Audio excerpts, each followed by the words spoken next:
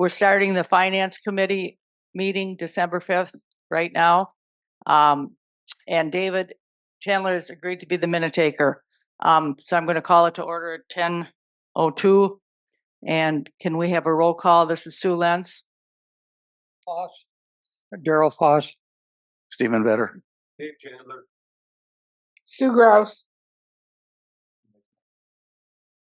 Gary Forsberg. Steve Stemig. And we have Jennifer on Zoom as well. And Dave, make sure your mic is on.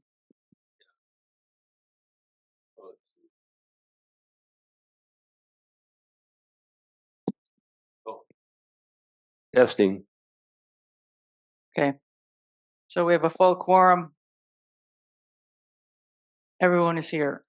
The agenda is in front of you. Can I have a motion to approve the agenda? Second. Okay. Agenda is approved. Let's move on to the budget status. We have a final complete budget. Yeah, it is. I'm not changing it again. And Steve, you were on number 22, I think.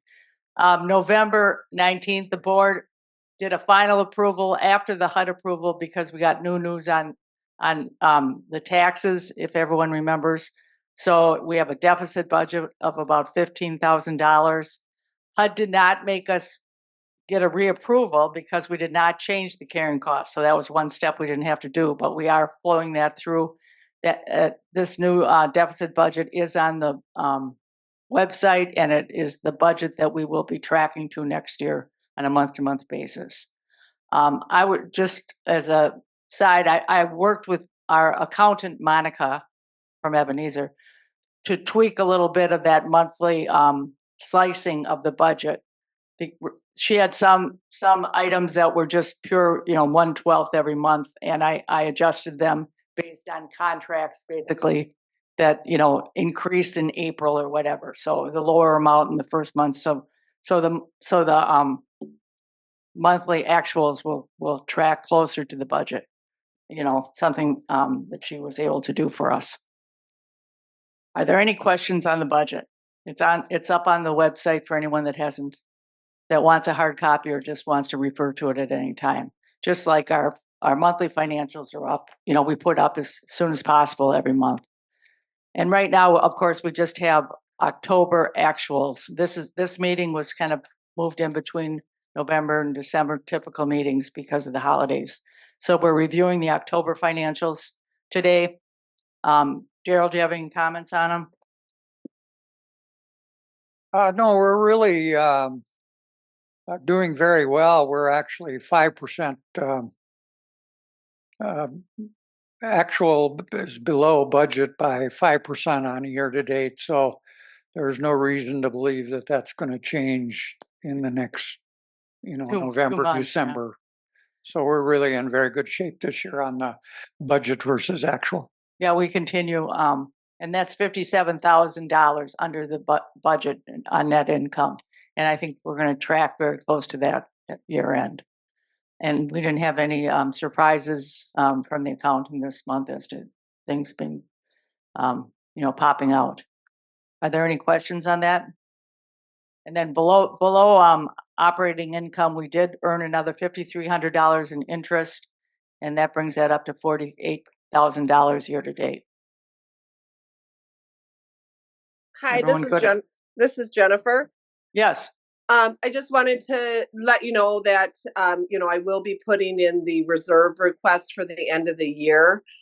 And so it's right now, I just wrote it down yesterday. I think it's about 12,000. We're going to also have those valves replaced tomorrow. And I can't remember off the top of my head. I want to say it was around a couple $1,000s to do that as well. So just something to mention that doesn't really matter with the budget. But it slowed down a little bit, knock on wood, with Tony's coming out for appliances.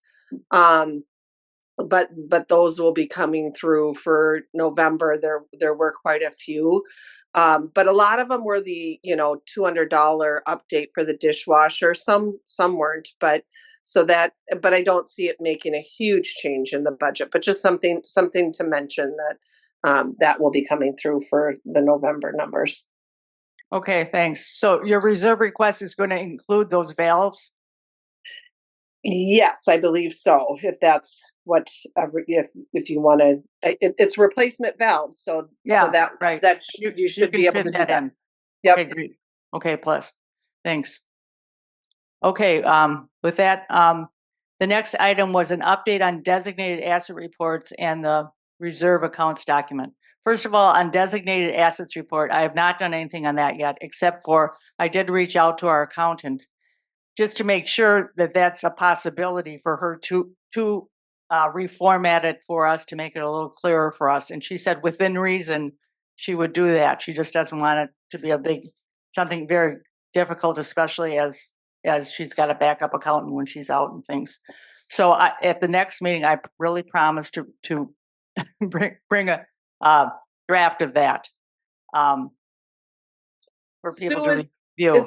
is that something that you're going to reformat, or you're wanting Monica to reformat? I'm going to suggest a reformat, and Okay. and if we like it, we'll see if Monica is willing to do that for us on an Okay. ongoing basis. Okay. Yep.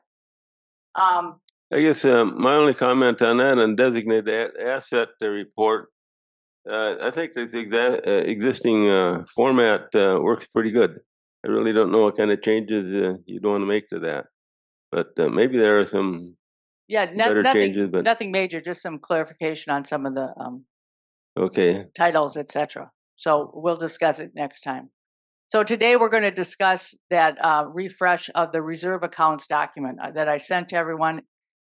Today, I made a copy on the back of the agenda for those that picked it up, of the draft that Steve and I came up with, which would go into the website as a replacement for what is there now.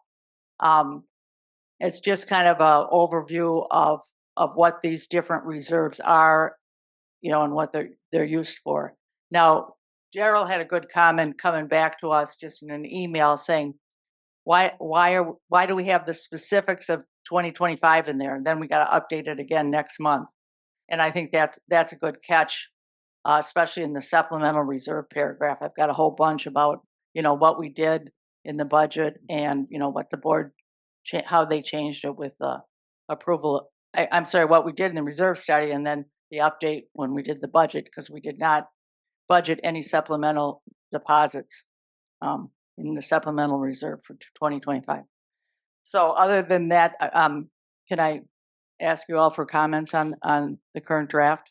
I think that we could remove these financial specific and instead direct people to look at the financials on our website to get these. Yeah, not just specifics. remove yeah, it, but point, I suggest that. agree with that too. In fact, like under supplemental reserve, probably the last two sentences could just about be deleted there. Right. The only thought I had on that was maybe put that as a schedule, a Schedule A or something, and then you could update the Schedule A every year. Oh, okay. Yeah, that as well. Okay. Other than that, does just the generic stuff sound correct to everyone? I guess the only other comment I had here, other than like supplemental reserve, and I think I suggested this before. I think probably in the past years, the supplemental reserve is maybe titled supplemental replacement reserve, and you read through that, and it refers to the reserve study, but it doesn't point blank say that the monies that are in a supplementary reserve are dedicated to funding in the reserve study. Under reserve study, it does say that we include both a replacement reserve and a supplemental reserve in the funding model. But, Right. Well, and I mean, that's what we're doing now, but I would say the board could change that in the future and say supplemental reserve is for multiple things.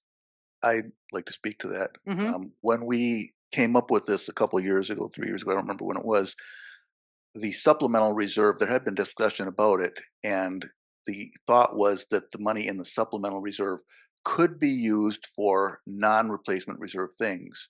Now Steve Stemig, and he can correct me if I'm wrong, has made a ready cash fund, which is really the money that's not allocated for the replacement reserves. So I think Dave's suggestion is valid. It wasn't valid 2-3 years ago, but it is valid now. Steve, do you have some comment? Yeah, the supplemental reserve is tied to reserves. We cannot, as I understand it, use that reserve for anything but replacements. So that's pretty much tied into the reserves. The ready cash account is our cash flow account. It's not tied into any of the reserves. That's what I intend to use for anything that comes up that's not in the budget. Well, I understand that, but you're saying the supplemental reserve has to be part of the reserve study, and it's totally dependent on just being used for the Now reserve. that once we started including it, it's tied. Right. As I was given to understand that it's now in the reserves and there's nothing we can do about it. Okay, and is that Yep. because that's the way the board wants it? I mean, it's not a HUD thing, right? Well, No, no, this is no, this would be this is in essence this- a board thing. I'd say that the supplemental reserve monies in a supplemental reserve are dedicated to the reserve study. Period. Yeah, and that's a current board decision. It's because Correct. it's not mandated or controlled by HUD, but it's just within our purview. well, I'm not sure that that's something we can now change. Why not? I mean, I don't think we've got it in writing in our documents, right? But We are. But the replacement reserve, the HUD designated replacement reserve is tied. And the supplemental reserve, which Dave is suggesting we call the supplemental replacement reserve, sort of is tied because the reserve study assumes that we are going to designate all of this money for reserves. It's the way it's funded, the way it's put into the reserve study, it is dedicated 100% to replacements. So I think it may not be spelled out directly in this document or in board action, but it is spelled out in the reserve study. It would seem to be that the supplemental reserve is actually just earmarked to be included in the reserve study. There's probably no rule that says it can't be reallocated. But then if it was, you'd have to redo the reserve study and Right. exclude it. Right. So That's what I mean, was going to say that if I don't think it's a HUD thing, but because you have it allocated in your reserve study, if you don't want it to be all going towards that, you're going to have to, change that in the reserve study. So exactly what Gary said. okay. I agree with that. That's the way we're doing business here currently. So let me refresh this document again, and then also pull out the specifics for what we're currently doing from a numbers basis, and maybe direct it to a Schedule A. I'll draft that up. And we can look at that next time. Okay, is that any other comments on the reserve study? Oh, I just wanted to maybe add here, we don't want to reallocate that to anywhere else. We want that in the reserves. Mm-hmm. Yeah.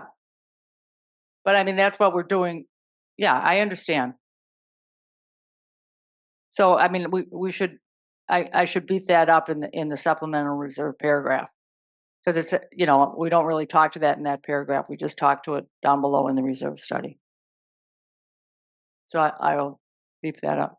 It just occurred to me that if we had a wind and hail damage, we would probably end up touching that supplemental reserve to go and meet our deductible. We don't have that kind of cash in our ready. We will never have that cash in our ready cash account, $500,000. And just to comment on that, if every member has a $50,000 coverage for the master policy deductible, you might want to take a look at that relative to. I think right now there's a 500,000 on wind and hail, or is it going up to 750? I don't know, but I think it's I 500. think it would be covered. Yeah, 500. Oh, okay. I wasn't aware of that. Yeah, I was going to talk to that on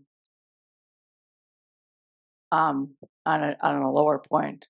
So the next point is the insurance subgroup.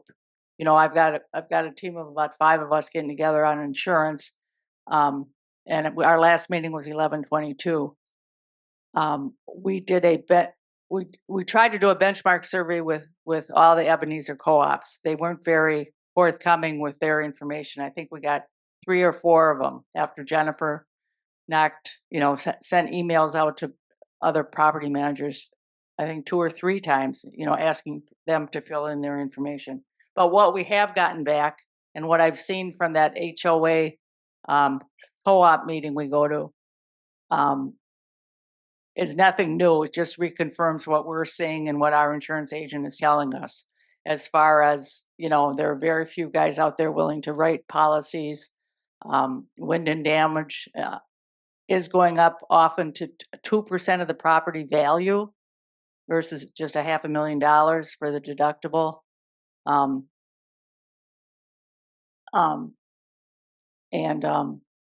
So with that, we're looking into if in fact ours goes up to 2%, will we be able to get a waiver on that from HUD? And the way that works is, Steve and I had a meeting with our mortgage escrow agent as well. That was very educational. But HUD delegates the waiver to the mortgage company, the mortgage agent. So right now we're at 500,000 for the wind and hail. HUD's limit is 475. So that was delegated down to Colliers. Colliers assessed it and they approved it. So we're okay right now with the $500,000 with Colliers. Now I have gone to our insurance contacted Colliers and I said, what if it goes up to 2%? Because we are seeing that with other co-ops and other co-ops with our insurance company Select. And so I need to, I've got some emails going with her for her to assess it. I've sent the balance sheet and the income statement, and I don't think she understands the balance statement very well. She said, well, it looks like you're illiquid right now. You have no liquidity. And so she doesn't understand the reserves or something. So I'll go back to her on that. So that was interesting. The other thing with the insurance subgroup is I'm going to review all the HO6 policies that we currently have here. Jennifer has a folder with all of our individual ones just as a check off to make sure everybody's got the 50,000, et cetera, and they're all current. And then we'll continue to make sure they remain current and in step with what we request. So again, Steve and I met with our mortgage escrow agent, Kyle Turkowski at Colliers. That was a very interesting conversation. We kind of wanted to work with him a little more closely than we had been working with him. Some of the points that came out of that, and maybe I just learned this better than others, but you all understand this. But Colliers is our mortgage and escrow agent. We send them the money for our everything monthly. Colliers performs at least one analysis a year on each escrow to determine if we're depositing enough funds into the escrows. So that includes our taxes and our insurance, et cetera. And if they determine that we need to increase the monthly deposits, they will take care of that and tweak it for the ACHs that go to them. Colliers does work with our accountant and or Jennifer on an ad-needed basis, so they have contacts with both of them. Their compensation is a percentage of the monthly interest payment. on our mortgage. The fee is 0.25% of the interest, and HUD gets 0.13% and Colliers gets 0.12%. So, I was curious because when we look at their statements, we don't see any fees that Colliers is charging us except the $500 when we buy a new CD. So that's how they get it. It's a HUD setup that they just that comes off the top of the interest. The principal and interest payments that we send into them each month are then sent to Ginnie Mae, who then sends them out to whoever holds the loan in the pieces, the investors. So that's how that works. Colliers is only set up to pay the property insurance premium annually. I was hoping that maybe we could get our premium payable monthly or quarterly for our own cash flow purposes. And Colliers says, no, we're going to pay the whole thing on the first day, regardless. The state requires it, or the county, in May and September, or May and October. How can we do it just one time? The state requires what? Either the state or the county requires a payment in May and another one in May and October. May and October. No, this is the insurance payment. Oh, I'm sorry. Yeah, the insurance premium. You know how sometimes, you I pay thought it you were monthly, packing tax. quarterly. I was trying to be smart and improve our cash flow, but that's not going to work. And we know Colliers charges us $500 for the CDs they purchase for us, which is not very often, but we do see those charges hit the account. And the other, I talked about the HUD deductible limit. It's currently set at $475. HUD delegated the waiver, and Colliers approved it. So now we're looking at what if it raises to 2%, which is a lot of money. 2% of 36 million. Well, of 40 million, then whatever. So so that's how that worked. I don't know, Steve, if you had any other comments of that conversation or learning we had. No, we did finally nail Colliers down about the payment. So that stuff just kind of automatically takes place. They'll be reviewing our loan this month, and they'll put in the changes come January. Okay, great. The other thing with insurance, we had the insurance agent come and talk to us, and we realized that we did not purchase the worker compensation part of insurance, and he highly recommended it, even though our workers are Ebenezer employees, and we bring in vetted vendors, but there could be a slip up with those vetted vendors and an issue. So we were able to just get a 5-month policy that will take us to that April date, and it only cost us $244. They prorated it for us, and the board approved it and signed it, so that's in place. So we're good there. The other thing is the credit card credit line limit. We requested the board to increase that to give us a little wiggle room on any big bills that come up. We can charge them and pay them off right away. So the board approved a $10,000 credit line, and the credit union approved it right away. So that's in place now on the credit card. So that is all I have on those items. Are there any questions or any other member comments? I was just Okay. curious if we, on our property taxes, I know that sometimes I think the county does an adjustment at the end of the year, that the preliminary numbers, it's never higher than the first number they give us. But have they come back with any numbers yet? Or I'd have not seen the numbers until March. oh, okay. I'm talking in prior years. Yeah, we just got this preliminary 2 weeks ago or something, right? Yeah, they put out the proposed around the 10th of November. That was okay. Okay, we'll keep our eye on that. If that's it, is there a motion to adjourn? So move. Second. All in favor? Aye.